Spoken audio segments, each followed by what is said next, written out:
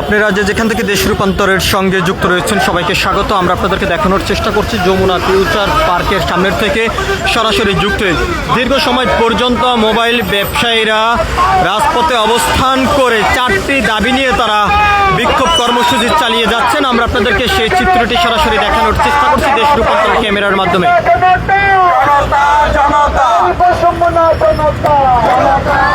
এখান থেকে ব্যবসায়ীরা যেমনটি বলছেন যে রাজপথে অবস্থান করা অবস্থায় যাদেরকে পুলিশ গ্রেপ্তার করেছেন দ্রুত সময়ের মধ্যেই তাদেরকে মুক্তি দিতে হবে, সেই দাবি নিয়ে তারা এই রাজপথে অবস্থান করেছেন। এর পাশাপাশি তারা আরও যেমনটি দাবি করেছেন NEIR প্রত্যাহার করতে হবে এবং যে ভ্যাট বসানো হয়েছে সে ভ্যাট কমাতে হবে, এমন দাবি নিয়ে তারা রাজপথে অবস্থান করে বিক্ষোভ কর্মসূচি চালিয়ে যাচ্ছেন। আমরা আপনাদেরকে সরাসরি দেখানোর চেষ্টা করছি যমুনা ফিউচার পার্কের সামনের থেকে সরাসরি যুক্ত হয়ে।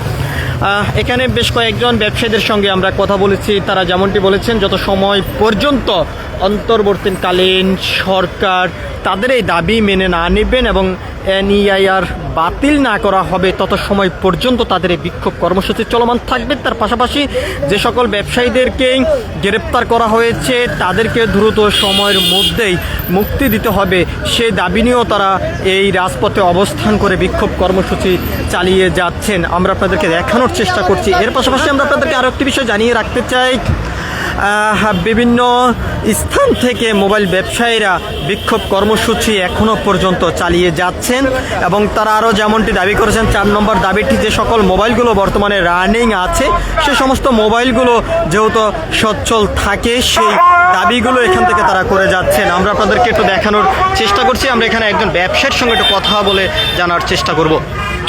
আমাদের উপরে যেভাবে নির্যাতন হয়েছে সেটা তো আপনারা সবাই দেখছেন, আর প্রত্যেকটা টিভি নিউজে আমাদের এইগুলো সম্প্রসারিত হয়েছে। আপনাদের দাবি যদি মেনে না নেয় পরবর্তীতে আপনারা কি ধরনের কর্মসূচি দিবেন? আমরা আন্দোলন সবসময় চালিয়ে যাব যতদিন না পর্যন্ত আমাদের এই দাবিগুলো না মানা হবে।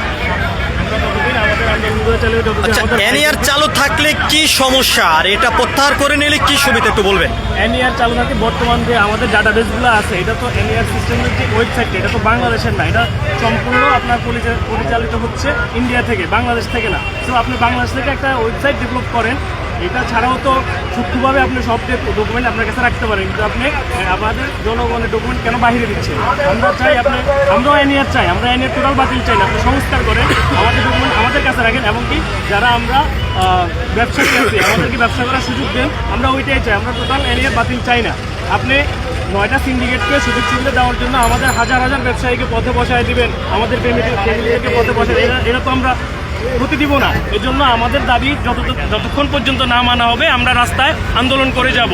আমাদের ভাইদেরকে যতক্ষণ পর্যন্ত মুক্তি না দিবে আমরা অবস্থান কর্মসূচি পালন করে যাব। আমরা এটার সুষ্ঠু একটা সমঝোতা চাই, সবাই ব্যবসা করুক, আমরা এটাই চাই যে কেউ ব্যবসা করবে কেউ করবে না, এটা আসলে হয় না।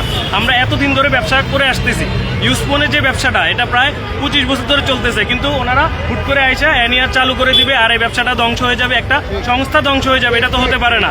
আমরা এটা সুস্থ একটা সমাধান চাই, আমরা ব্যবসা করতে চাই, আমরা মুক্ত ব্যবসা করতে চাই। আমরা এখানে কথা বলেছিলাম ব্যবসায়ীদের সঙ্গে, তারা যেমনটি জানিয়েছেন যে যত সময় পর্যন্ত তাদের দাবি মেনে নেওয়া না হবে তত সময় পর্যন্ত তাদের এই কর্মসূচি চলমান থাকবে। এর পাশাপাশি তারা আরও যেমনটি দাবি করেছেন যাদেরকে আইনশৃঙ্খলা রক্ষাকারী বাহিনীর সদস্য অর্থাৎ পুলিশ যাদেরকে গ্রেপ্তার করেছেন তাদেরকে দ্রুত সময়ের ভিতরে মুক্তি দিতে হবে।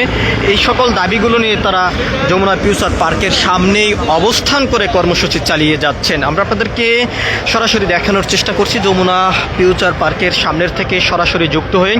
এখানে যমুনা ফিউচার পার্কের সামনে মোবাইল ব্যবসায়ী যারা রয়েছেন তারা সবাই একজোট হয়ে কর্মসূচি চালিয়ে যাচ্ছেন যত সময় পর্যন্ত তাদের যে সকল ব্যবসায়ী এখনও পর্যন্ত জেলে রয়েছেন অর্থাৎ গ্রেপ্তার অবস্থায় রয়েছেন তাদেরকে দ্রুত সময়ের ভিতরে মুক্তি এবং NEIR প্রত্যাহার সহ যে সকল মোবাইলগুলো এখনও পর্যন্ত চলমান রয়েছে সে সমস্ত মোবাইলগুলো সচ্ছল রাখার দাবি নিয়ে তারা এই রাজপথে অবস্থান করে বিক্ষোভ কর্মসূচি চালিয়ে যাচ্ছেন। সব কিছু মিলিয়ে এই ছিল এখনকার মতন আমার কাছে মোবাইল ব্যবসায়ীদের বিক্ষোভ কর্মসূচি থেকে সর্বশেষ।